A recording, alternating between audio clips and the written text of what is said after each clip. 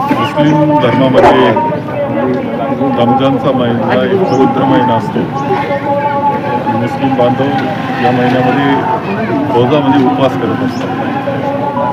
आजचा रमजान ईदचा सण हा एक आनंदाचा बंधुभावाचा सण आहे.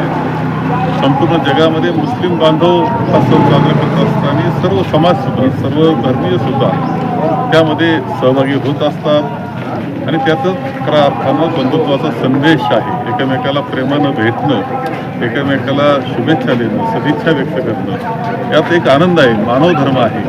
तर तो या निमित्तानं आपण या सणाच्या निमित्तानं साजरा करत असतो. मी सर्व मुस्लिम बांधवास या निमित्तानं रमजान ईदच्या निमित्तानं खूप खूप शुभेच्छा इथे देतो आहे. सर, कॅप्टन खराच्या मॅटरवरून रुपाली चाकणकरांचा राजीनामा देण्यात आला आहे का? ठीक आहे, आता ते चाललंय, आपण पाहतोय, ऐकतोय आपण.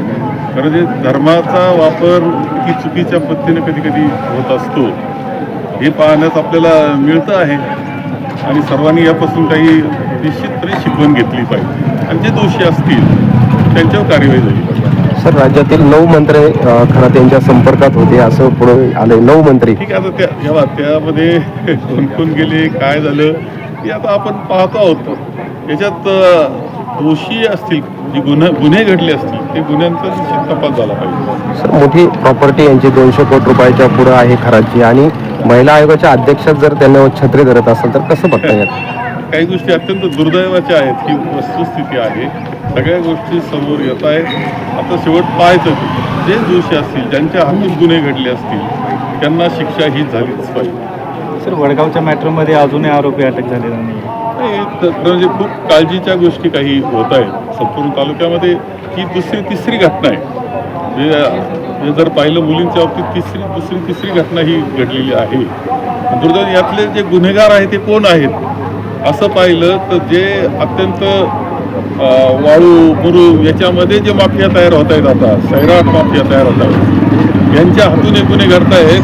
त्यांच्यावर लक्ष केंद्रित करणं आवश्यक आहे, कारण अनावश्यक पैसा त्यांच्या हातात येतो आहे. हे अत्यंत मध्यकी होत आहेत किंवा व्यसनाच्या अधीन जात आहेत आणि त्याच्या माध्यमातून तालुक्यामध्ये असं हे गोंधळाचं वातावरण निर्माण झालेलं आहे. वडगावच्या घटनेला 48 तास पूर्ण होत नाही, तोच संगमनेर शहरात पण एका 8 वर्षीय बालिकेवरती तिसरी घटना मी आत्ताच म्हटलो की ही तिसरी घटना आहे. याच्या मागचे गुन्हेगारांचा शोध घेतला तर अंमली पदार्थ आहेत, हे निर्णय आता वाळू आणि याच्या मुरमाचे माफिया तयार होत आहेत. हे सगळं वाढलेलं आहे आणि त्याचा परिणाम तालुक्यामध्ये आता दिसतो आहे.